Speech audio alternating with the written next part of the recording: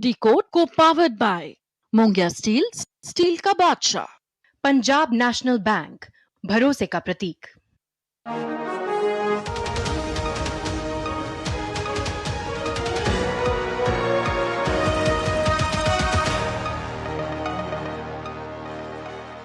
नमस्कार, मैं हूं सुधीर चौधरी और डिकोड के इस वीकेंड एडिशन में आपका बहुत बहुत स्वागत है। इस समय पूरे देश के हर परिवार में पुणे के केतन अग्रवाल मर्डर केस की चर्चा हो रही है। केतन की हत्या को सिया गोयल और चेतन बाबूलाल चौधरी एक परफेक्ट मर्डर की तरह अंजाम देना चाहते थे और इसके लिए उन्होंने पहले रेकी की, फिर पूरी रिहर्सल की और उसके बाद केतन का मर्डर किया।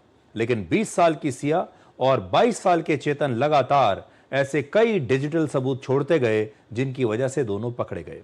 आज हम ये डिकोड करेंगे कि क्या आज के इस डिजिटल युग में परफेक्ट मर्डर जैसा कोई अपराध अब नामुमकिन हो चुका है।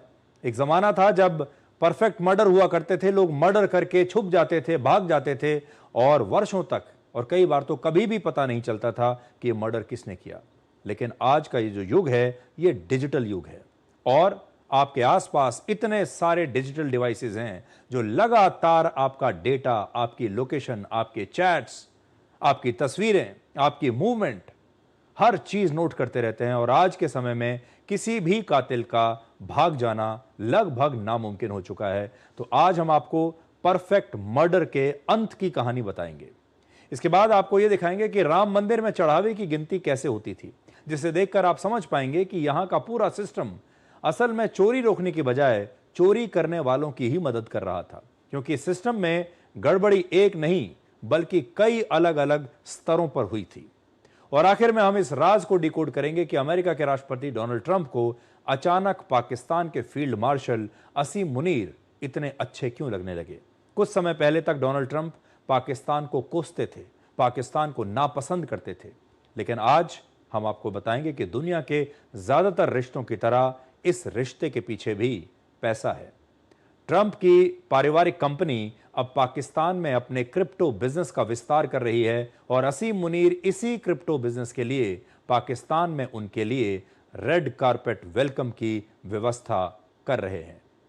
सबसे पहले आपको पुणे के केतन अग्रवाल मर्डर केस की सबसे बड़ी खबर बताते हैं और वो ये है कि सिया गोयल और चेतन बाबूलाल चौधरी मिलकर इस हत्या को एक परफेक्ट मर्डर बनाना चाहते थे और इसके लिए उन्होंने हर संभव कोशिश की, हर तरह की तैयारी की और जैसा कि हर अपराधी को लगता है अपराध से पहले कि वो कभी पकड़ा नहीं जाएगा, इन दोनों को भी ये लगता था कि ये कभी पकड़े नहीं जाएंगे और इसके लिए उन्होंने हर प्रकार की तैयारी करके रखी थी। लेकिन ये तैयारी पूरी नहीं थी। इन दोनों ने पहले इस मर्डर के लिए रेकी की, फिर इस मर्डर की पूरी रिहर्सल की और बाकायदा इसके लिए एक सीक्रेट कोड बनाया और फिर आखिर में केतन अग्रवाल की हत्या कर दी। आज हम आपको दिखाएंगे कि कैसे सिया और चेतन एक बहुत बड़ी गलतफहमी में जी रहे थे कि किसी को पता ही नहीं चलेगा कि केतन के साथ क्या हुआ। इन्हें यह लग रहा था कि दोनों ने मिलकर मर्डर की शानदार प्लानिंग कर ली है और ये एक्टिंग करके बच जाएंगे। ये अपने आप को बहुत बुद्धिमान समझ रहे थे, लेकिन ये बुद्धिमान थे नहीं। इन्होंने कई प्रकार की मूर्खताएं की, लेकिन ना तो ये एक्टिंग अच्छे से कर पाए और इनकी बुद्धिमानी में भी बहुत कमी रह गई। इसलिए दोनों एक के बाद एक ऐसी गलतियां करते चले गए जिसकी वजह से ये दोनों पकड़े गए और यही इनके खिलाफ सबसे बड़े सबूत हैं जिन्हें आप डिजिटल सबूत कह सकते हैं। एक के बाद एक ये डिजिटल सबूत छोड़ते चले गए। अब आपको बताते हैं कि इन दोनों ने मिलकर मर्डर की प्लानिंग कैसे की। सिया और चेतन हत्या से पहले लोहगढ़ किला गए। यहां उन्होंने एक ऐसी जगह की तलाश की जहां से केतन को आसानी से एक गहरी खाई में गिराया जा सके।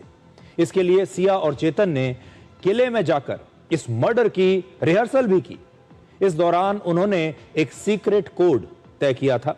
दोनों ने मिलकर यह तय किया कि जब 18 जून को इस किले में सिया केतन के साथ रहेगी, सिया और केतन एक साथ जब किले में घूम रहे होंगे, उसी दौरान जब वो उस स्थान पर पहुंच जाएंगे जहां से केतन को धक्का देना है, तो सिया किसी बहाने से जमीन पर बैठ जाएगी और जब सिया जमीन पर बैठेगी तो चेतन के लिए ये केतन को किले से धक्का देने का एक सीक्रेट कोड होगा, यानी एक प्रकार का इशारा होगा।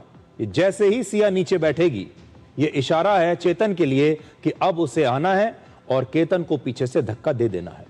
पुलिस के मुताबिक सिया इस दौरान इसलिए बैठ जाना चाहती थी ताकि वो गलती से भी केतन के साथ खाई में ना गिर जाए। दोनों को डर था कि गिरते समय अगर केतन ने सिया का हाथ पकड़ लिया, सिया को पकड़ने की कोशिश की, तो हो सकता है कि केतन के साथ सिया भी खाई में गिर जाए। यानी 18 जून को चेतन ने ही केतन को धक्का दिया, जिससे उसका संतुलन बिगड़ा और फिर वो गहरी खाई में गिर गया। एक दिन पहले ही पुणे पुलिस सिया को लेकर इस किले में पहुंची और वहां उन्होंने पूरे क्राइम सीन को रिक्रिएट किया। ऐसा इसलिए किया जाता है ताकि पुलिस को यह पता चले कि आरोपी और गवाह जो कहानी बता रहे हैं वो घटनास्थल और सबूतों से मेल खाती है या नहीं। तब सिया से बार बार यह सवाल पूछा गया कि उसने केतन की हत्या क्यों की, लेकिन उसने इसका कोई जवाब नहीं दिया।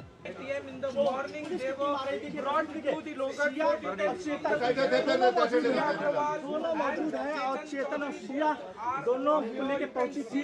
सामने देखिए सिया है, सिया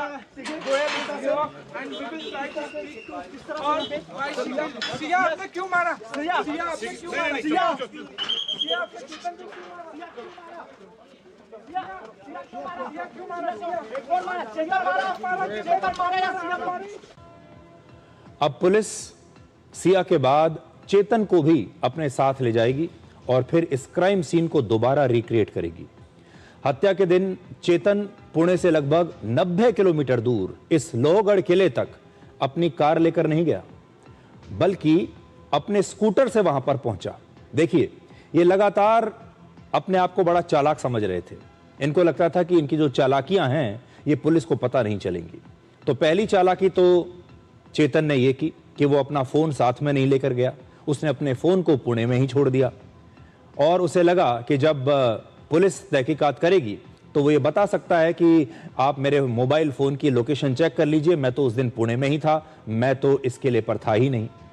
दूसरी चीज जो उसने की वो ये कि वो अपनी कार से लोहगढ़ किले तक नहीं पहुंचा, बल्कि वो इस स्कूटर से गया जो अभी आप देख रहे हैं। और ये स्कूटर ले जाने के पीछे वजह यह थी कि चेतन टोल प्लाजा पर फास्ट टैग के से बचना चाहता था। आप जानते हैं कि कार में फास्ट टैग लगा होता है और जब टोल प्लाजा से गाड़ी गुजरती है तो वो फास्ट टैग पंच हो जाता है, उसकी एंट्री हो जाती है। अगर चेतन अपनी कार लेकर जाता तो फास्ट टैग की एंट्री का एक रिकॉर्ड बन जाता। उस रिकॉर्ड में आ जाता कि चेतन भी अपनी कार से उसी जगह पहुंचा था और उसकी जो टाइम है, बाकी सारी चीजें, सब डिटेल्स आ जाती। और हत्या के बाद चेतन इसी स्कूटर से वापस पुणे लौट आया और पुलिस ने इस स्कूटर को अब जब्त कर लिया है। उसी स्कूटर की तस्वीर आप देख रहे हैं। ये वो स्कूटर था जिसे लेकर चेतन ये हत्या करने के लिए पुणे से 90 किलोमीटर दूर इस लोहगढ़ किले तक पहुंचा। आपको याद होगा, हत्या के दिन चेतन ने इतनी गर्मी के बावजूद एक हुडी पहनकर रखी थी। ये देखिए, उसने एक हुडी पहनी हुई है और जब वो किले में आया तब उसने इस हुडी को पहनकर अपने चेहरे को छिपाने की कोशिश की ताकि किसी को उसका चेहरा दिखाई ना दे। फिर उसने हुडी उतारकर बाद में सिर्फ एक टी शर्ट पहन ली और हत्या करने के बाद दोबारा से उसने हुडी पहन ली। सिया और चेतन ने हत्या के सारे डिजिटल सबूत मिटाने के लिए हत्या के पहले और हत्या के बाद अपने मोबाइल फोन्स के कॉल रिकॉर्ड्स और सारी चैट्स डिलीट कर दी। अब पुलिस ने दोनों के मोबाइल फोन्स फोरेंसिक जांच के लिए भेज दिए हैं ताकि डिलीट की गई चैट्स को रिकवर किया जा सके। 20 साल की सिया और 22 साल के चेतन ने इस हत्या में अपना पूरा दिमाग लगा दिया। जितनी बुद्धि उनके पास थी वो पूरी की पूरी बुद्धि उन्होंने लगा दी। ये भी जेनजी के ही लोग हैं। एक की उम्र है 20 साल, एक की उम्र है 22 साल, लेकिन इनके अंदर इतनी बुद्धि थी नहीं असल में जितना ये समझ रहे थे। और ये लगातार डिजिटल सबूत छोड़ते चले गए और उसके बाद ये दोनों ही पकड़े गए। जैसा कि अब तक आपको पता चल ही गया है कि केतन और सिया की सगाई, एंगेजमेंट, इसी साल फरवरी में हुई थी। सगाई के बाद इन दोनों ने एक प्री वेडिंग शूट भी करवाया था जिसमें सिया बहुत खुश दिखाई दे रही थी। वो प्री वेडिंग शूट जो हुआ उसकी तस्वीरें, उसका वीडियो हमें मिला है, आपको दिखाने की कोशिश कर रहे हैं हम अभी। ये देखिए, ये है प्री वेडिंग शूट दोनों का।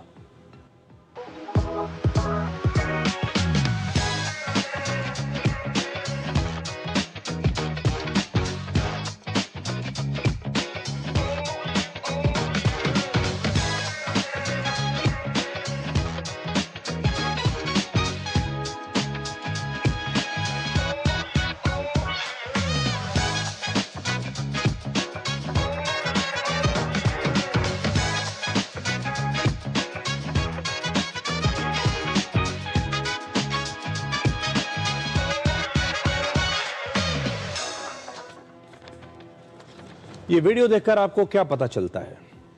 इससे ये पता चलता है कि आजकल सोशल मीडिया पर आप जो भी देखते हैं, जो रील्स देखते हैं, इंस्टाग्राम पर जो तस्वीरें देखते हैं, जो वीडियोस देखते हैं, ये सब एक छलावा है। जो आपको दिखता है असल में वो होता नहीं है। जो खुशी, जो मुस्कुराहट आपको इन वीडियोस में दिखाई दे रही है, वो सब नकली थी, वो सब एक धोखा था, वो सब एक छलावा था। और आजकल की चाहे शादियां हों, रिश्ते हों, उससे पहले ही हर चीज सोशल मीडिया के लिए की जाती है। ये सारे शूट क्यों किए जाते हैं? ये सब सोशल मीडिया के लिए किए जाते हैं ताकि दुनिया भर को ये बताया जा सके कि हम कितने सफल हैं, हम कितने खुश हैं, हमारा रिश्ता कितना पक्का है, हमारा प्यार कितना पक्का है, कितना सच्चा है, ये सब दिखाने के लिए। और इसीलिए कहते हैं कि सोशल मीडिया की ये जो जिंदगी है आजकल की, ये एक दिखावा बन गई है, ये एक धोखा बन गई है। और जब आप लोगों को इस प्रकार से देखते हैं तो समझ लीजिए कि असल में स्थिति इसके उल्टी होगी, इसके उलट होगी। सिया यहां कितनी खुश दिख रही है, ऐसा लगता है कि केतन को कितना प्यार करती है, ऐसा लगता है इस शादी के लिए कितना बेसब्री से इंतजार कर रही है, लेकिन था इसका उल्टा। आज आप सोचिए आप कि जब ये प्री वेडिंग शूट हो रहा होगा और उसके लिए सिया मुस्कुरा रही है, खुश दिखाई दे रही है, बहुत बन संवर कर आई है, लेकिन उसके दिमाग में उस समय क्या चल रहा होगा? उसके दिमाग में तब भी ये चल रहा होगा कि वो केतन से अपना पीछा कैसे छुड़ाए। और उस समय भी शायद वो यही सोच रही होगी कि अगर और कोई रास्ता नहीं निकला तो वो केतन की हत्या तक कर सकती है। एक जमाना था जब अपराधी सोचता था कि अगर उसने हत्या के हथियार को छिपा दिया, सारे सबूतों को मिटा दिया और गवाह को खत्म कर दिया, अगर कोई गवाही देने वाला भी नहीं है, और पुलिस को गुमराह कर दिया, तो फिर वो बच जाएगा और एक परफेक्ट मर्डर कर पाएगा। लेकिन ये 2026 है। अब सवाल ये नहीं है कि हत्या किसने की, किस हथियार से की। अब सवाल यह है कि हत्या करने के बाद आरोपी ने अपना मोबाइल फोन कहां रखा था, क्योंकि आज अपराध का सबसे बड़ा गवाह कोई इंसान नहीं है, बल्कि हत्या करने वाले का अपना मोबाइल फोन है। पहले क्या होता था? लाश को ठिकाने लगा दो, जिस हथियार से हत्या की है उसे ठिकाने लगा दो, और बहुत बार लोग इसे परफेक्ट मर्डर मानते थे और बच जाया करते थे। कितने सारे मर्डर ऐसे होते थे जिनके बारे में वर्षों तक पता ही नहीं चलता था कि ये किसने किया। लेकिन आज हम ये डिकोड करेंगे कि क्या इस आज के डिजिटल युग में परफेक्ट मर्डर जैसी कोई चीज अब बची है? क्योंकि आज हर इंसान अपनी जेब में एक ऐसा डिवाइस लेकर घूम रहा है जो उसकी पूरी की पूरी जिंदगी को रिकॉर्ड कर रहा है। आप कहां गए, किससे मिले, किससे फोन पर बात की, किससे आपने चैट की, किसे मैसेज भेजा, किसने आपको मैसेज भेजा, किस रास्ते से आप गुजरे, कहां आपने अपनी गाड़ी में पेट्रोल भरवाया, कहां आपने यूपीआई से पेमेंट किया। हर जगह आपकी डिजिटल पहचान और आपके डिजिटल पद चिन्ह छूटते जा रहे हैं। पहले अपराधी पुलिस से भागता था, आज उसे सबसे पहले तो सीसीटीवी से भागना होता है, मोबाइल टावर से भागना है, जीपीएस से भागना है, फास्ट टैग जो लगा हुआ है टोल प्लाजा पर उससे भागना है, यूपीआई से जो पेमेंट की है उससे भागना है, सोशल मीडिया से भागना है, और सबसे मुश्किल आर्टिफिशियल इंटेलिजेंस से भी अब उसे बचना है। आज हर शहर में, हर सड़क पर सैकड़ों हजारों सीसीटीवी कैमरे लगे हैं। सिर्फ कैमरे नहीं, अब एआई चेहरों को पहचान रहा है, चलने का तरीका पहचान रहा है, कपड़ों को पहचान रहा है, गाड़ी को पहचान रहा है, नंबर प्लेट को पहचान रहा है। यानी अपराधी चाहे अपना कितना भी चेहरा ढक ले, उसकी चाल ही उसे पकड़वा सकती है। पहले पुलिस के पास सिर्फ बयान हुआ करते थे, आज पुलिस के पास लोकेशन हिस्ट्री होती है, गूगल की टाइमलाइन होती है, कॉल डिटेल रिकॉर्ड्स होते हैं, सेल टावर डेटा होता है, डीएनए होता है, फिंगरप्रिंट होता है, डिजिटल पेमेंट्स का पूरा रिकॉर्ड होता है, क्लाउड बैकअप होता है और कई मामलों में तो जो चैट्स डिलीट कर दिए जाते हैं वो भी रिकवर हो जाती हैं। चाहे केतन का मर्डर हो, इंदौर के राजा रघुवंशी की हत्या हो या मेरठ का वो मशहूर नीले ड्रम वाला हत्याकांड हो जिसमें सौरभ राजपूत की हत्या उसकी अपनी ही पत्नी ने अपने बॉयफ्रेंड के साथ मिलकर की थी। इन सब में अपराधी डिजिटल सबूतों की वजह से पकड़े गए और यही वजह है कि आज कई बड़े बड़े मामलों में हत्या के कुछ ही घंटों के अंदर पुलिस आरोपी तक पहुंच जाती है, क्योंकि अपराधी एक नहीं दर्जनों डिजिटल सबूत छोड़ता चलता है। तो आज अपराधी मोबाइल फोन के जो सिग्नल्स का टावर है वहां से ट्रैक हो रहा है, उसके मोबाइल फोन से ट्रैक हो रहा है, उसके क्रेडिट कार्ड की पेमेंट से ट्रैक हो रहा है, उसके स्मार्ट टीवी से ट्रैक हो रहा है, उसके लैपटॉप से ट्रैक हो रहा है। आसपास इतने सारे डिवाइसेस उसके हैं और ये सारे इलेक्ट्रॉनिक डिवाइसेस हैं जिससे उसके इलेक्ट्रॉनिक और डिजिटल फुटप्रिंट्स लगातार छूटते चले जाते हैं। अब परफेक्ट मर्डर करना असंभव है और इसीलिए ये सारे जो मर्डर हुए, मैंने 3 मर्डर्स आपको बताए, इन सब में तुरंत जो कातिल है वो पकड़े गए। लेकिन एक सवाल और भी है, क्या टेक्नोलॉजी सिर्फ अपराधियों को ही पकड़ रही है या हम सब अब इसके जाल में आ चुके हैं और ये टेक्नोलॉजी हम सब की निगरानी भी कर रही है। आज सुविधा के नाम पर हमारी लोकेशन, हमारी खरीदारी, हमारी यात्राएं, हमारी बातचीत, सब कुछ रिकॉर्ड हो रहा है। यानी जिस टेक्नोलॉजी से अपराधियों को पकड़ा जा रहा है वही हमारी प्राइवेसी को भी एक बहुत बड़ी चुनौती है। आज की दुनिया में शायद परफेक्ट मर्डर से भी बड़ी चुनौती है परफेक्ट प्राइवेसी, क्योंकि अपराधी चाहे कितना भी चालाक क्यों ना हो, टेक्नोलॉजी हमेशा उससे 2 कदम आगे चलती है। और याद रखिए, आज इंसान भूल सकता है लेकिन डिजिटल डेटा नहीं भूलता। डेटा बोलता नहीं है लेकिन एक दिन अदालत में सब कुछ बता देता है और बड़े से बड़े परफेक्ट मर्डर का अपराधी भी अब आज के इस डिजिटल युग में पकड़ा जाता है। और यही सिया गोयल के साथ हुआ और यही चेतन के साथ भी हुआ। पुलिस लोहगढ़ किले में सिया के साथ क्राइम सीन को पहले ही रिक्रिएट कर चुकी है और आज पुलिस चेतन को भी इसी जगह पर लेकर गई। ऐसा इसलिए किया जाता है ताकि पुलिस को यह पता लगे कि आरोपी और गवाह मर्डर की जो कहानी बता रहे हैं वो घटनास्थल और सबूतों से मेल खाती है या नहीं। इस केस की जांच में पुलिस अब एक नया तरीका अपना रही है जिसमें चेतन खुद ही अपना सच बताएगा और इस तरीके का नाम है गेट एनालिसिस, GAIT। यह फोरेंसिक जांच की एक ऐसी टेक्निक है जिसमें किसी भी व्यक्ति के चलने के तरीके यानी वॉकिंग पैटर्न का वैज्ञानिक विश्लेषण किया जाता है। जिस तरह हर इंसान के फिंगरप्रिंट्स और उसके हस्ताक्षर अलग होते हैं, उसी तरह से हर इंसान का चलने का अंदाज भी अलग होता है। और इस एनालिसिस की जरूरत इसलिए है क्योंकि 18 जून को केतन अग्रवाल की हत्या के दिन चेतन ने अपनी पहचान छिपाने के लिए एक हुडी पहन रखी थी जिससे सीसीटीवी फुटेज में उसका चेहरा साफ दिखाई नहीं दे रहा था। अब पुलिस को यह साबित करना होगा कि हुडी पहने हुए जो लड़का आपको इसमें दिखाई दे रहा है, यह लड़का वाकई चेतन ही था या फिर कोई और। इसीलिए पुलिस इस गेट एनालिसिस के दौरान चेतन को वही हुडी पहनाएगी और लोहगढ़ किले की उसी जगह पर दोबारा उसका वीडियो रिकॉर्ड किया जाएगा। चेतन ने भले ही हुडी से अपना चेहरा छिपा लिया था, लेकिन हर व्यक्ति का चलने का अंदाज यानी उसकी चाल दूसरों से अलग होती है। आपने देखा होगा, आप कई लोगों को उनकी चाल से ही पहचान लेते हैं। कोई लंबे कदम रखता है, कोई छोटे कदम रखता है, किसी के हाथों की मूवमेंट ज्यादा होती है तो किसी का शरीर एक खास तरफ झुकता है।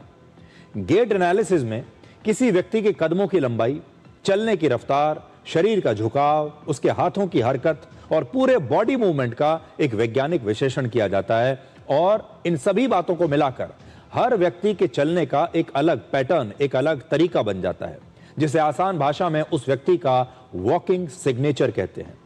इस पूरी प्रक्रिया की वीडियो रिकॉर्डिंग की जाएगी।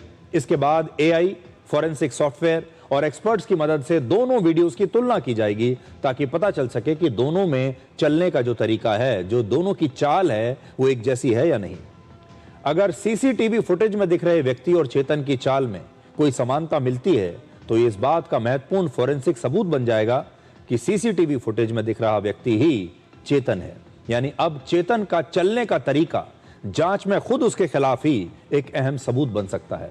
हालांकि सिर्फ इस गेट एनालिसिस के आधार पर ही किसी को दोषी नहीं ठहराया जा सकता, बल्कि इसे दूसरे सबूतों के साथ भी मिलाकर देखना होगा। पुणे पुलिस को इसे सीसीटीवी फुटेज, मोबाइल फोन की लोकेशन, व्हाट्सएप चैट्स जैसे डिजिटल सबूतों के अलावा फोरेंसिक रिपोर्ट और गवाहों के बयानों के आधार पर भी अदालत में चेतन को दोषी साबित करना होगा। पुलिस पहले ही चेतन की हुडी और उसके हेडफोन्स को जब्त कर चुकी है। अब हत्या के दिन चेतन ने जो कपड़े पहने थे उन्हें भी पुलिस बहुत जल्द बरामद करेगी। अब आपको बताते हैं कि अयोध्या के राम मंदिर में चोरी के मामले में यूपी पुलिस ने अदालत को यह बताया है कि उसने किस आरोपी से चोरी का कितना पैसा और सोना चांदी बरामद किया है। यानी पूरा ब्रेकअप दिया है यूपी पुलिस ने अदालत को। यूपी पुलिस ने अदालत को बताया कि उसने 7 आरोपियों से अब तक लगभग 78 लाख रुपए बरामद किए हैं। इसमें आरोपी अविनाश शुक्ला से लगभग 20 लाख रुपए बरामद किए। खास बात यह है कि इसके पास लगभग 1100 अमेरिकी डॉलर्स भी मिले हैं, जिनकी कीमत है लगभग 1 लाख रुपए, और लगभग 11 ग्राम सोना और 159 ग्राम चांदी भी इसके पास से मिली है, अविनाश शुक्ला के पास से। देखिए, ये तो वो चीजें हैं जो बरामद हुई हैं। अब तक न जाने कितने पैसे से ये और दूसरी प्रॉपर्टी खरीद चुके होंगे, कितना पैसा खर्च कर चुके होंगे, कितना पैसा निवेश कर चुके होंगे, कितना सोना चांदी बाजार में बेच चुके होंगे, अभी इसका तो कोई हिसाब ही नहीं है। ये तो वो है जो इनके पास से मिला है। करुणेश पांडे से लगभग 18 लाख रुपए मिले हैं, अनुकल्प मिश्रा से लगभग 16 लाख रुपए, लवकुश मिश्रा के पास से लगभग 14 लाख रुपए, रमाशंकर मिश्रा से लगभग 7 लाख रुपए और लगभग 25 ग्राम चांदी भी मिली। मनीष कुमार यादव से 2 लाख रुपए मिले और रमाशंकर यादव के पास से 1 लाख रुपए बरामद हुए हैं। और ये सारे लोग कौन हैं? जिनकी 1 महीने की जो तनख्वाह है 20 से 25 हजार रुपए है। ये वो लोग हैं जो 1 महीने में 20 से 25 हजार रुपए कमाते हैं, साल के 2 से 2.5 लाख रुपए कमाते हैं। सोचिए, और इनके पास से 10-10 लाख रुपए मिल रहा है। यूपी पुलिस ने आज इन 8 और आरोपियों में से 4 के घरों पर छापेमारी की और उत्तर प्रदेश सरकार ने आज चढ़ावे की चोरी की जांच कर रही एसआईटी का कार्यकाल 15 दिनों के लिए और बढ़ा दिया है। 13 जून को जब इस एसआईटी का गठन हुआ था तो इसे जांच के लिए 15 दिनों का समय दिया गया था, जिसके बाद इसने अपनी शुरुआती रिपोर्ट उत्तर प्रदेश में योगी आदित्यनाथ की सरकार को सौंप दी थी। लेकिन अब इस जांच का दायरा बढ़ता जा रहा है, कई नए खुलासे रोज हो रहे हैं, इसलिए इस एसआईटी को अब 15 दिनों का समय और दिया गया है। एसआईटी की शुरुआती रिपोर्ट के बाद ही इस मामले में एफआईआर दर्ज हुई और 8 लोगों को गिरफ्तार किया गया। सूत्रों के मुताबिक अब मंदिर की सुरक्षा व्यवस्था से जुड़े लगभग 400 प्राइवेट सिक्योरिटी गार्ड्स की भी जांच हो रही है, जिनकी ड्यूटी मंदिर के एंट्री और एग्जिट के अलावा उस रास्ते पर भी थी जहां से दान पात्र काउंटिंग रूम तक लाए जाते थे। तो देखिए, प्राइवेट सिक्योरिटी गार्ड्स को जब आप रख लेते हैं तो कई बार ऐसा होता है कि जो सिक्योरिटी गार्ड्स हैं वो भी आरोपियों के साथ मिल जाते हैं और फिर वो मिलकर चोरी करवाते हैं। ऐसा सिर्फ एक मंदिर में नहीं हो रहा, आमतौर पर भी हमने देखा है, क्योंकि बहुत सारी जो एजेंसी हैं प्राइवेट सिक्योरिटी गार्ड्स की, वो एजेंसियों में ना तो उनकी ट्रेनिंग ऐसी है, ना उनके पास इस प्रकार के लोग हैं जिन पर आप विश्वास कर सकें। तो प्राइवेट सिक्योरिटी गार्ड्स बहुत बार अपराधियों के साथ ही मिल जाते हैं छोटे मोटे लालच में। और यहां भी ऐसा लगता है कि जो सिक्योरिटी गार्ड्स थे, प्राइवेट सिक्योरिटी गार्ड्स, वो इन लोगों के साथ मिल गए होंगे क्योंकि उन्हें भी छोटा मोटा पैसा मिल जाता होगा।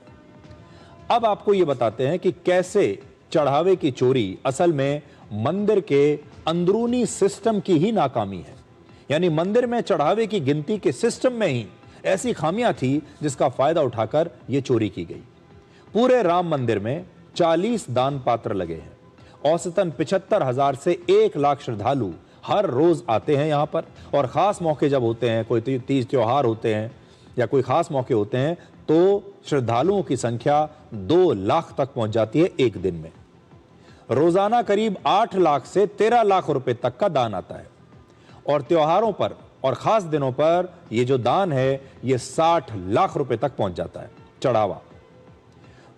वर्ष 2024 और 25 में यानी एक साल में इस मंदिर को 153 करोड़ रुपए का दान मिला था, चढ़ावा मिला था। इस चढ़ावे में कैश था, उसके अलावा सोना चांदी और हीरे जवाहरात ज्वेलरी ये सब होता है। अब 3 पॉइंट्स में समझिए कि यहां हर दिन लाखों रुपए के चढ़ावे की गिनती होती कैसे है। पहला, दान पात्र को एक कंटेनर में रखा जाता है जिस पर ताला लगाया जाता है और फिर उसे काउंटिंग रूम तक ले जाया जाता है। यह काउंटिंग रूम इस मंदिर के तीर्थ यात्री सुविधा केंद्र के बेसमेंट में है और इस काउंटिंग रूम में मंदिर के 40 दान पात्रों को ट्रस्ट के अधिकारियों, स्टेट बैंक ऑफ इंडिया के कर्मचारियों और काउंटिंग करने वाले कर्मचारियों की मौजूदगी में ही खोला जाता है। यानी एक साथ बहुत सारे गवाह होते हैं, एक साथ बहुत सारे लोग होते हैं, अलग अलग प्रकार के लोग होते हैं, उनके सामने ये खुलता है। दूसरी बात, इस काउंटिंग रूम में 44 कर्मचारी 2 शिफ्टों में चढ़ावे की गिनती करते हैं। ये कर्मचारी अपने हाथों से कैश गिनकर उसकी नोटों की गड्डियां बनाते हैं। और तीसरी बात, कैश की इन गड्डियों को बैंक के कंटेनर में रखकर सील किया जाता है और फिर इन्हें स्टेट बैंक ऑफ इंडिया की ब्रांच में भेज दिया जाता है, जहां पर बैंक के कर्मचारी इसे श्री राम जन्मभूमि तीर्थ क्षेत्र ट्रस्ट के बैंक अकाउंट में जमा कर देते हैं। इसमें किसी चेक का इस्तेमाल नहीं होता, बल्कि सीधे बैंक अकाउंट में डिजिटल तरीके से यह जमा कर दिया जाता है। अब सवाल यह है कि अगर मंदिर में चढ़ावे की गिनती का सिस्टम इतना मजबूत था तो फिर चोरी कैसे हुई? यह गड़बड़ी एक नहीं बल्कि अलग अलग स्तरों पर हुई है। पहला, नियम यह था कि चढ़ावे की गिनती करने वाले कर्मचारियों की जो ड्रेस होगी, यानी जो वो कपड़े पहनेंगे, उसके अंदर जेब नहीं होगी, कोई पॉकेट नहीं होगी। तो जब ऐसे कपड़े पहनकर गिनती की जाएगी जिनमें कोई पॉकेट नहीं है, तो फिर कोई जेब में पैसा ले जा भी नहीं सकता, चोरी नहीं हो पाएगी। लेकिन कई कर्मचारी सामान्य कपड़े पहनकर भी चढ़ावे की गिनती करने लगे और थोड़े दिन के बाद ऐसा हुआ कि ये जो बिना जेब के कपड़े पहनने का नियम था, इसे लोगों ने तोड़ दिया और लोग जेब वाले कपड़े पहनकर आने लगे। अब किसने अपनी जेब में कितने रुपए डाल लिए, कितना सोना चांदी डाल लिया, कैसे पता चलेगा? दूसरा, सीसीटीवी की निगरानी होने के बावजूद इस मंदिर में कई ब्लाइंड स्पॉट्स थे, मतलब ऐसी जगहें थी जहां कैमरे की नजर ही नहीं जाती थी। जांच के मुताबिक चढ़ावा गिनने वाले कर्मचारी कई बार कैमरे के लेंस के ठीक सामने कुछ इस तरह से खड़े हो जाते थे जिससे कैमरा पूरी घटना को सही तरीके से रिकॉर्ड ना कर पाए, यानी वो कैमरे का जो व्यू था उसे ब्लॉक कर देते थे। तीसरा, सीसीटीवी फुटेज से यह भी पता चला कि कई बार कैश की गड्डियां सीधे बैंक में जमा होने की बजाय कुछ लोगों को दे दी गई, यानी कैश जमा करने की तय प्रक्रिया का पालन नहीं हुआ और ये गड्डियां पहले कहीं और गई और फिर बाद में बैंक गई। चौथा, गिनती का काम आउटसोर्स्ड कर्मचारियों से कराया जा रहा था। इनकी जिम्मेदारियां स्पष्ट रूप से तय नहीं की गई थीं और चढ़ावे की गिनती के दौरान इनकी सही तरीके से निगरानी भी नहीं की गई और जो व्यक्ति बाहर से लाया गया है, जिसका मंदिर के संस्कारों से कोई लेना देना नहीं है, जिसकी इस मंदिर में कोई श्रद्धा नहीं है, वो तो बाहर से पहले कुछ और काम करता था, अब आउटसोर्स करके उसे यहां ले जाया गया है। तो ऐसे जो लोग हैं वो अक्सर भ्रष्टाचार करते हैं, उन्हें कोई फर्क नहीं पड़ता कि वो मंदिर में चोरी कर रहे हैं, किसी के मकान में चोरी कर रहे हैं, किसी के दफ्तर में चोरी कर रहे हैं, ऐसे लोगों को कोई फर्क नहीं पड़ता। पांचवा, मंदिर में आने और जाने वाले कर्मचारियों की तलाशी प्राइवेट सिक्योरिटी गार्ड्स करते थे, लेकिन जांच में यह पता चला कि कर्मचारियों की सख्ती से जांच होती ही नहीं थी। पुलिस को शक है कि इसी का फायदा उठाकर यह कैश मंदिर से बाहर निकाला गया होगा। छठा पॉइंट, मंदिर में कीमती सामान के रिकॉर्ड और दस्तावेजों में कई गड़बड़ियां मिली, इसीलिए अब पूरे इन्वेंट्री मैनेजमेंट सिस्टम का ऑडिट किया जा रहा है और दान पात्र से कैश निकालने से लेकर स्टेट बैंक ऑफ इंडिया में जमा कराने तक चढ़ावा गिनने की पूरी व्यवस्था काफी हद तक मैनुअल थी, यानी हर स्तर पर लोगों की सीधी भूमिका थी। इंसान के हाथ में सब कुछ था, जिससे चोरी करने वालों को एक मौका मिल गया। इस चोरी में एसआईटी की शुरुआती जांच ने सिर्फ कुछ कर्मचारियों पर ही सवाल नहीं उठाए, बल्कि पूरे कैश मैनेजमेंट सिस्टम की खामियों पर सवाल उठाए हैं। मंदिर में चोरी रोकने के लिए सिर्फ ईमानदार कर्मचारियों के नहीं, बल्कि एक ईमानदार सिस्टम की जरूरत होती है, एक फूल प्रूफ सिस्टम की जरूरत होती है कि अगर कोई बेईमानी करे भी तो उसी दिन उसी क्षण वो पकड़ा जाए। यह सिस्टम वहां पर नहीं था। इस मंदिर का सिस्टम ऐसा था जो चोरी को रोक नहीं रहा था, बल्कि चोरी करने वालों की एक प्रकार से मदद ही कर रहा था। यानी जो पूरा सिस्टम है ये प्रोफेशनल नहीं था। आज आपको यह भी बताते हैं कि भारत के 4 बड़े मंदिरों को कितना चढ़ावा मिलता है और प्रत्येक श्रद्धालु से मिलने वाला जो औसत चढ़ावा है वो कितना है। सबसे पहले आंध्र प्रदेश के श्री वेंकटेश्वर मंदिर में सालाना लगभग 2.5 करोड़ श्रद्धालु आते हैं, 2.5 करोड़ एक साल में। और वर्ष 2025 में इस मंदिर को लगभग 1600 करोड़ रुपए का चढ़ावा मिला। यानी हर श्रद्धालु ने औसतन 644 रुपए का दान इस मंदिर को दिया। इस मंदिर को आप तिरुपति बालाजी के नाम से भी जानते हैं और इसी मंदिर को पूरे भारत में सबसे ज्यादा चढ़ावा मिलता है। इसके बाद जम्मू कश्मीर के माता वैष्णो देवी मंदिर में सालाना लगभग 95 लाख लोग आते हैं। इस मंदिर को लगभग 231 करोड़ रुपए का चढ़ावा मिला। यानी हर श्रद्धालु ने औसतन 243 रुपए मंदिर को दान में दिए। महाराष्ट्र के शिरडी साईं बाबा मंदिर में वर्ष 2025 और 26 में 3 करोड़ श्रद्धालु आए और इस मंदिर को लगभग 660 करोड़ रुपए का दान मिला। इस हिसाब से हर श्रद्धालु ने औसतन 220 रुपए इस मंदिर पर चढ़ाए।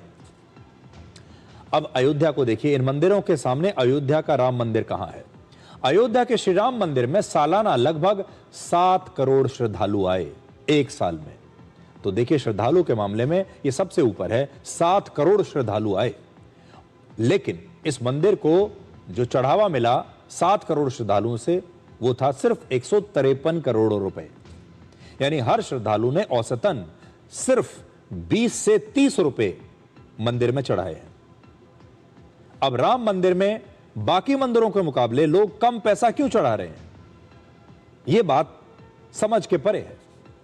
इसके पीछे 2 बातें हो सकती हैं। पहला, राम मंदिर अभी नया नया है, जबकि बाकी जो पुराने मंदिर हैं ये बहुत पुराने हो चुके हैं, इनकी व्यवस्थाएं बहुत पुरानी हैं और इनमें वर्षों से, पीढ़ियों से, एक पीढ़ी के बाद दूसरी पीढ़ी के बाद तीसरी पीढ़ी, पुराने परिवारों से एक के बाद एक लोग चले आ रहे हैं। चलन यहां पर ज्यादा है, इसलिए हो सकता है क्योंकि ये पुराने मंदिर जो है ये प्राचीन मंदिर हैं, हो सकता है इसलिए यहां पर चढ़ावा ज्यादा आता हो। और दूसरा यह भी हो सकता है कि राम मंदिर में भी चढ़ावा उतना ही आ रहा है जितना दूसरे मंदिरों में आ रहा है, लेकिन उस चढ़ावे की चोरी हो रही थी। आज जब हम आपको यह बताते हैं कि राम मंदिर में औसतन 20 से 30 रुपए का चढ़ावा दे रहे हैं प्रत्येक श्रद्धालु, तो हो सकता है कि वो 20 से 30 नहीं 100 रुपया दे रहे हो। यह भी हो सकता है कि इससे भी कहीं ज्यादा दे रहे हो और वो चढ़ावा चोरी हो जाता हो। इसलिए यह बात जो है ये किसी की भी समझ के परे है।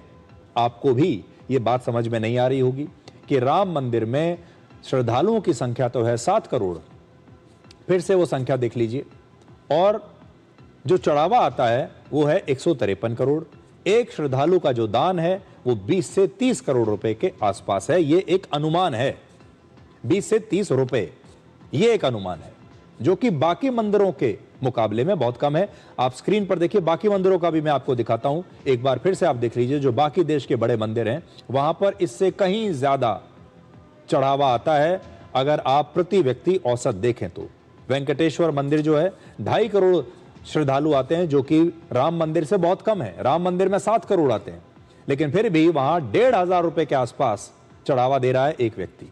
दूसरा देखिए आप, ये देखिए माता वैष्णो देवी मंदिर, यहां तो 1 करोड़ से भी कम लोग आ रहे हैं एक साल में, लेकिन चढ़ावा है 231 रुपए प्रति व्यक्ति औसतन, माफ कीजिएगा 243 रुपए प्रति व्यक्ति एक श्रद्धालु का दान है, और टोटल चढ़ावा है 231 करोड़, जो कि राम मंदिर से ज्यादा है।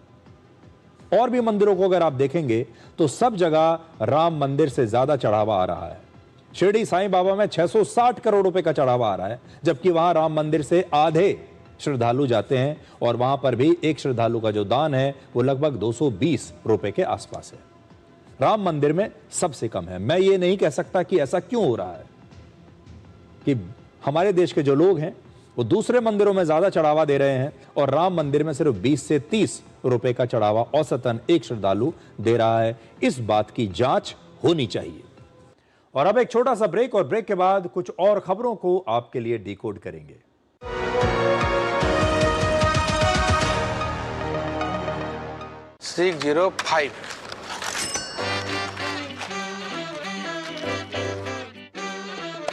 बदलो बदलो आदत बदलो।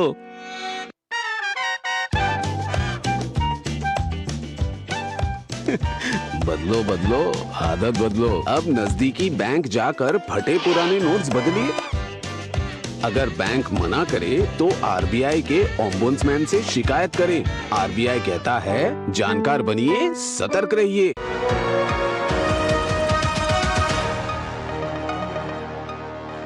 डोनाल्ड ट्रंप के क्रिप्टो बिजनेस में पाकिस्तान न सिर्फ एक बड़ा पार्टनर है, बल्कि अब उनके लिए एक गोल्ड माइन भी बन चुका है। सबसे बड़ी बात यह है कि पाकिस्तान में डोनाल्ड ट्रंप के क्रिप्टो बिजनेस का मास्टरमाइंड कोई और नहीं बल्कि वहां के आर्मी चीफ फील्ड मार्शल असीम मुनीर है।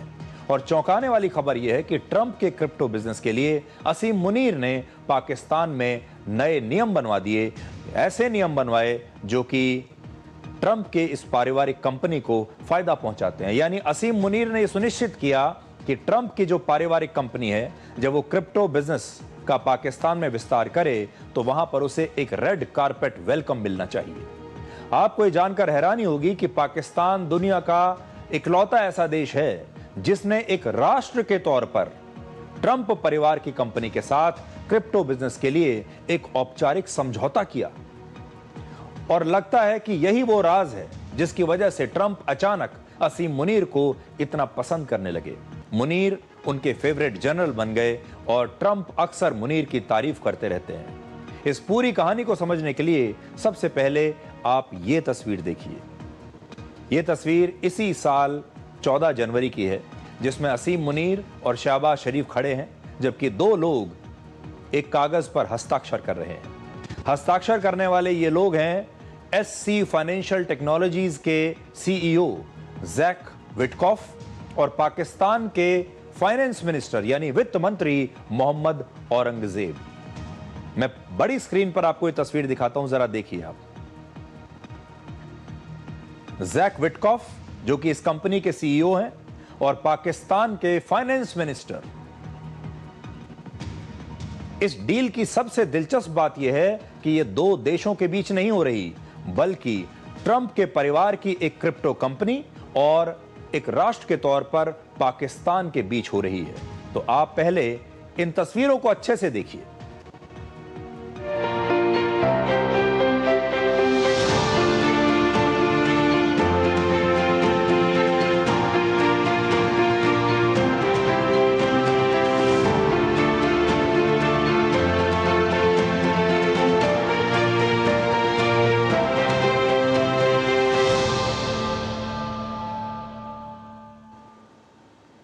जब ये डील साइन हो रही थी, आप तस्वीरों में देख पाएंगे, तो पीछे असीम मुनीर खड़े हुए हैं और पाकिस्तान के प्रधानमंत्री शहबाज शरीफ भी खड़े हुए हैं पीछे, जिससे आपको ये समझ में आएगा कि इस डील को उनका संरक्षण प्राप्त है।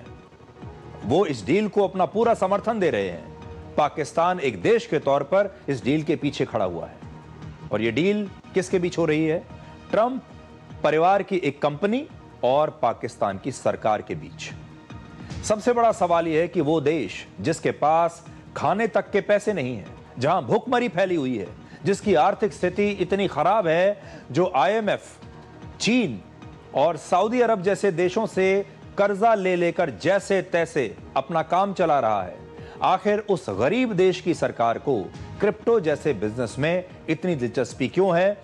और आखिर ट्रंप परिवार की इस क्रिप्टो कंपनी को पाकिस्तान जैसे गरीब देश में इतनी दिलचस्पी कैसे हो गई? इसीलिए इस डील को लेकर लगातार सवाल उठते रहे हैं और इसे समझने के लिए इस डील पर हस्ताक्षर करने वाले जैक विटकॉफ और क्रिप्टो की इस कंपनी की पूरी कहानी को अब आप समझिए। ये जो समझौता हुआ, इस पर हस्ताक्षर करने वाली SC फाइनेंशियल टेक्नोलॉजीज क्रिप्टो और digital asset platform world liberty financial की एक सहयोगी कंपनी है और इस कंपनी पर ट्रंप के परिवार का ही नियंत्रण है। आप कह सकते हैं कि यह ट्रंप के परिवार की कंपनी है, जबकि जैक विटकॉफ दोनों ही कंपनियों के CEO हैं। वर्ल्ड लिबर्टी फाइनेंशियल की शुरुआत सितंबर 2024 में हुई थी। पुरानी कंपनी नहीं है, बड़ी नई कंपनी है, मुश्किल से 2 साल पुरानी। इस क्रिप्टो कंपनी की स्थापना में खुद डोनाल्ड ट्रंप, उनके बेटे डोनाल्ड ट्रंप जूनियर और जैक विटकॉफ की प्रमुख भूमिका रही है।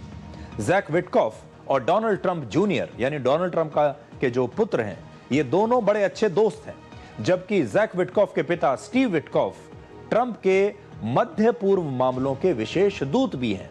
यानी ट्रंप परिवार का ये क्रिप्टो कारोबार, क्रिप्टो बिजनेस एक तरह से उनका फैमिली बिजनेस में, जिसमें उनका परिवार शामिल है और उनके जो करीबी दोस्त हैं वो शामिल हैं। ऐसे में अगर असीम मुनीर ट्रंप की मदद करते हैं तो वो तुरंत उनके चहेते बन जाएंगे और ऐसा ही हुआ। आपको याद होगा पिछले ही साल असीम मुनीर कई बार अमेरिका के दौरे पर गए थे। 18 जून 2025 को डोनाल्ड ट्रंप ने असीम मुनीर को व्हाइट हाउस में बुलाकर उनके साथ लंच किया था। यह एक बहुत ही असामान्य और ऐतिहासिक मुलाकात थी, क्योंकि पाकिस्तान के प्रधानमंत्री शहबाज शरीफ इस बैठक में मौजूद नहीं थे। ऐसा बहुत कम होता है।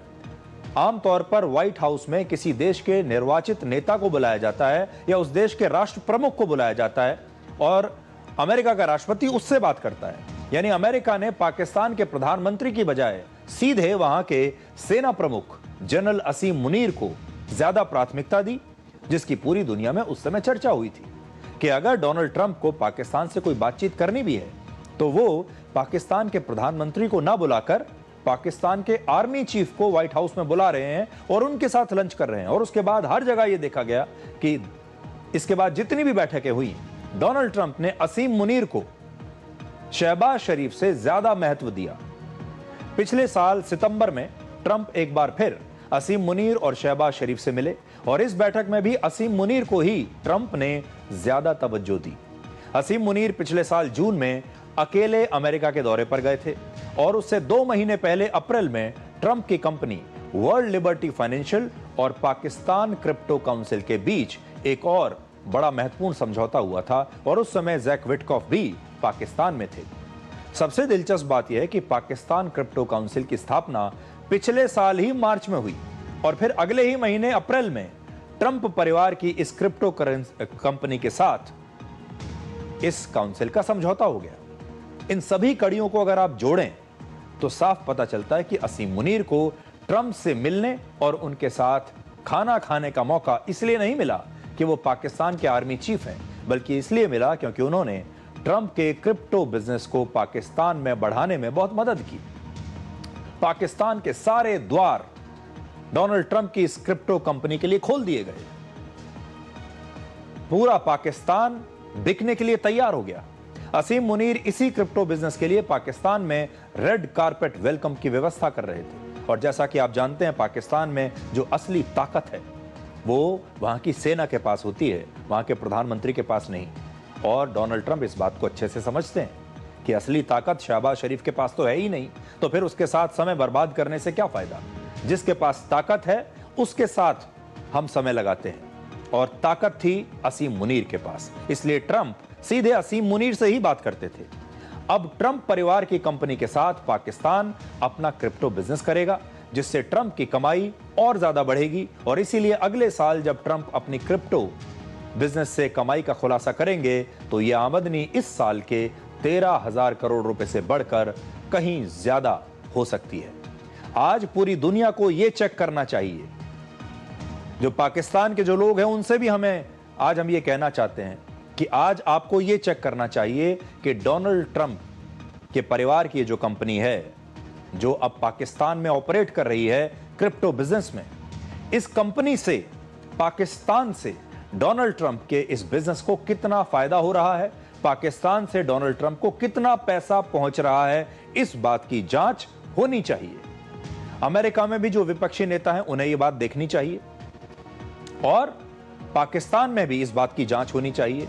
अंतर्राष्ट्रीय समुदाय को भी इस बात की जांच करनी चाहिए कि डोनाल्ड ट्रंप एक राष्ट्रपति के तौर पर कुछ ऐसी नीतियां बनाते हैं जिससे उनकी पारिवारिक कंपनी को एक खास देश में ज्यादा फायदा हो और उस देश के जो नेता हैं और आर्मी चीफ हैं वो डोनाल्ड ट्रंप को मक्खन लगाने के लिए उनकी इस कंपनी को अपने देश में शानदार उसका स्वागत करते हैं और अपने सारे दरवाजे खोल देते हैं कि आप आइए, हमारे देश में बिजनेस कीजिए, आपको जो मदद की जरूरत है हम करने के लिए तैयार हैं। हम पूरा की पूरा पाकिस्तान आपके लिए नीलाम कर देंगे, पूरा पाकिस्तान आपके चरणों में रहेगा।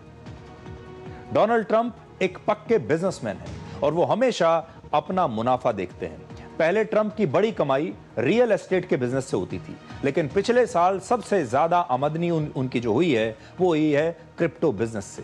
ट्रंप और उनके परिवार को क्रिप्टो में ही सबसे ज्यादा मुनाफा दिख रहा है और इसीलिए ट्रंप की पारिवारिक क्रिप्टो कंपनी ने पाकिस्तान को ही अब अपना क्लाइंट बना लिया। पूरा की पूरा देश उनका क्लाइंट बन गया। 1 जुलाई को ट्रंप ने क्रिप्टो बिजनेस से सबसे ज्यादा कमाई पर अपनी सफाई दी, क्योंकि वहां विपक्षी नेता लगातार ये सवाल उठा रहे थे कि ट्रंप जब राष्ट्रपति बने तो उन्होंने ऐसी नीतियां बनाई जिससे क्रिप्टो के बिजनेस को, क्रिप्टो करेंसी के बिजनेस को बढ़ावा मिल सके। उन्होंने इस बिजनेस को विस्तार दिया और फिर उसी बिजनेस में उनकी कंपनियों ने अपना पैसा निवेश कर दिया ताकि उन्हें इसका फायदा मिल सके।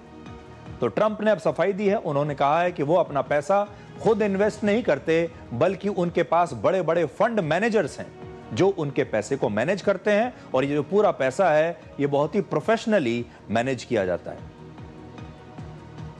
I don't get involved in my personal. We have funds that run my money, and I never speak to any of the people that run the money, but they're at big institutions and they invest in whatever they invest. Well, you know why I'm profiting? Because the stock market's going up. Everybody's profiting. तो Trump ने तो ये कह दिया कि मैं तो, मेरा पैसा कहाँ इन्वेस्ट होता है, कहाँ मेरी कंपनी क्या बिजनेस करती है, मेरा तो उसमें कोई लेना देना ही नहीं है, मैं तो इसमें कुछ हस्तक्षेप करता ही नहीं हूँ वो। और इसके अलावा कहेंगे भी क्या? ये सारे दुनिया के बड़े बड़े नेताओं का एक स्टैंडर्ड जवाब होता है जो ट्रंप ने दिया है। लेकिन आज हम आपको फिर ये कहते हैं कि ट्रंप को पाकिस्तान अचानक जो इतना अच्छा लगने लगा, ट्रंप को असीम मुनीर इतने प्रतिभाशाली जो दिखाई देने लगे, उसके पीछे अब हो सकता है कि डोनाल्ड ट्रंप की कंपनी का क्रिप्टो बिजनेस हो जो पाकिस्तान से वो ऑपरेट कर रहे हैं, और इस बात की जांच जरूर होनी चाहिए।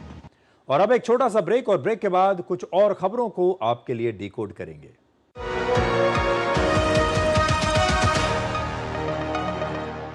सिर्फ सपना क्यों देखें जब सपनों की कार आज ही आपके घर आ सकती है। पीएनबी कार लोन के साथ पाइए आकर्षक ब्याज दरें, सिर्फ 7.55% से शुरू। ईएमआई शुरू सिर्फ 1190 रुपए प्रति लाख से।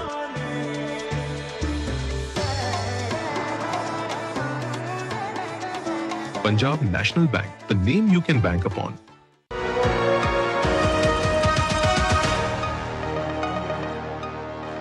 एक और बड़ी अंतर्राष्ट्रीय खबर यह है कि अमेरिका के राष्ट्रपति डोनाल्ड ट्रंप पर नए आरोप लग रहे हैं। ईरान युद्ध पर तो उन पर आरोप लग ही रहे थे, उनकी लीडरशिप पर लोग अलग अलग टिप्पणियां कर ही रहे हैं, लेकिन अब एक नया आरोप लगा है और वो ये है कि एक तरफ वो क्रिप्टो करेंसी को बढ़ावा देने की नीतियां बना रहे थे एक राष्ट्रपति के तौर पर, और दूसरी तरफ उसी क्रिप्टो करेंसी में जमकर अपना पैसा भी निवेश कर रहे थे। डोनाल्ड ट्रंप ने वर्ष 2024 में अपने चुनाव प्रचार के दौरान अपने आप को क्रिप्टो प्रेसिडेंट बताते हुए एक क्रिप्टो समर्थक नेता के रूप में दुनिया के सामने पेश किया। मतलब चुनाव प्रचार के दौरान ही उन्होंने यह स्पष्ट कर दिया था कि वो क्रिप्टो करेंसी के फेवर में है, वो चाहते हैं कि क्रिप्टो करेंसी को बढ़ावा दिया जाए। लेकिन उस समय शायद ही किसी ने कल्पना की होगी कि सिर्फ 1 साल के अंदर ही डोनाल्ड ट्रंप की सबसे ज्यादा कमाई इस क्रिप्टो से ही होने लगेगी। ट्रंप ने पिछले साल की अपनी कमाई की जो जानकारी दी है उसके कुछ बड़े आंकड़े आज देखिए। पहला, पिछले साल ट्रंप को क्रिप्टो के बिजनेस से 13,300 करोड़ रुपए की आमदनी हुई। न्यूज एजेंसी रॉयटर्स की इन्वेस्टिगेशन में यह पता चला कि पिछले साल ट्रंप के राष्ट्रपति बनने के बाद से उनके परिवार ने क्रिप्टो बिजनेस से इस साल अप्रैल तक 21,850 करोड़ रुपए की कमाई की है। यह जो कमाई है यह पूरे परिवार की है, फैमिली की है।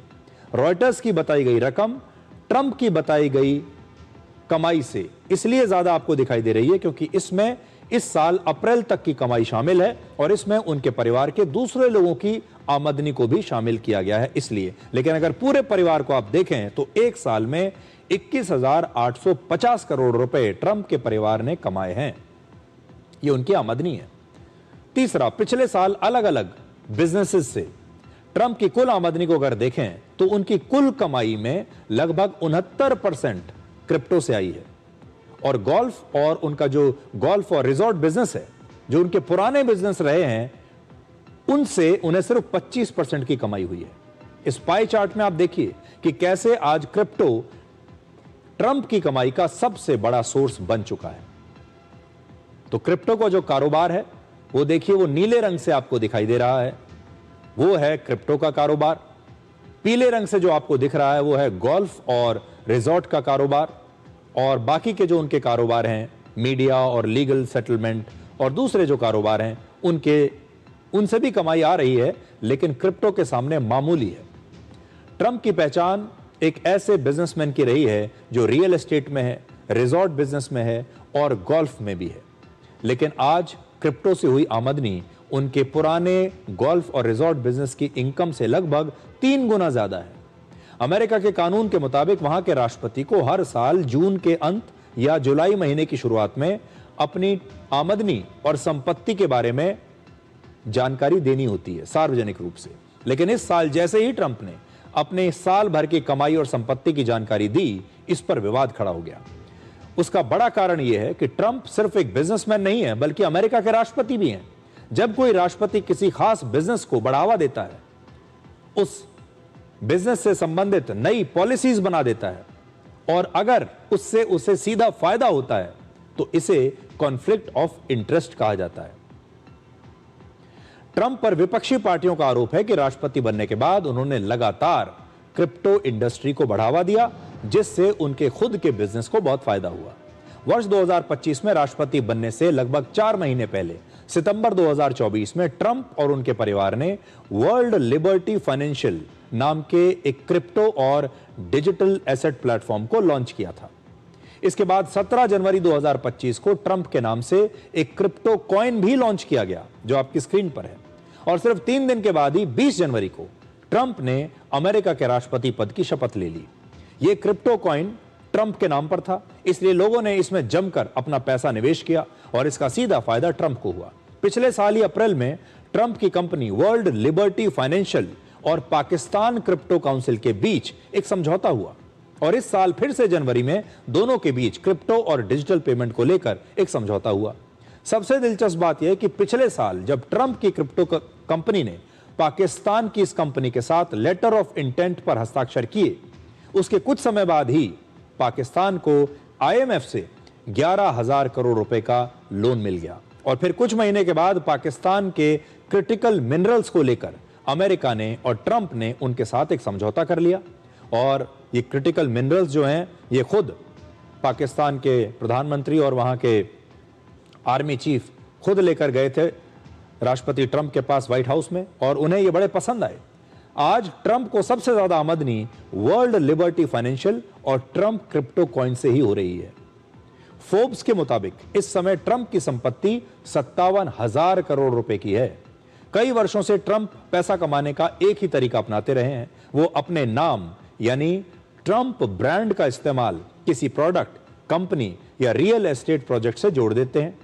पैसा उसमें बहुत या तो मामूली लगाते हैं या कोई पैसा लगाते ही नहीं, लेकिन उस प्रोजेक्ट का जोर शोर से प्रचार जरूर करते हैं और फिर कमाई का इंतजार करते हैं, क्योंकि इसी से उन्हें कमाई हो जाती है। ट्रंप क्रिप्टो कॉइन या ट्रंप टावर इसी सोच को दिखाता है। दुनिया के कई देशों जैसे भारत, UAE और वियतनाम में ट्रंप का रियल एस्टेट का बिजनेस है। हमारे देश में भी गुरुग्राम, मुंबई जैसे शहरों में ट्रंप टावर के नाम से अल्ट्रा लग्जरी रेजिडेंशियल बिल्डिंग्स हैं। पिछले साल ट्रंप को भारत में ब्रांड लाइसेंसिंग और रियल एस्टेट प्रोजेक्ट से 95 करोड़ रुपए की कमाई हुई थी, भारत से ही रियल एस्टेट में। तो अब ट्रंप को लेकर यह एक नया विवाद शुरू हो गया है और लोग, वहां के विपक्षी नेता आरोप लगा रहे हैं कि पहले ट्रंप ने क्रिप्टो करेंसी को प्रमोट किया, ऐसी नीतियां बनाई जो क्रिप्टो करेंसी को प्रमोट करती हैं, और फिर उन्होंने क्रिप्टो करेंसी में इन्वेस्ट किया और आज वहीं से उन्हें सबसे ज्यादा पैसा मिल रहा है, और ये कॉन्फ्लिक्ट ऑफ इंटरेस्ट है। तो आज डिकोड में इतना ही। अब आपसे हमारी अगली मुलाकात होगी सोमवार रात 9 बजे। तब तक आप खुश रहिए, सुरक्षित रहिए, स्वस्थ रहिए। नमस्कार।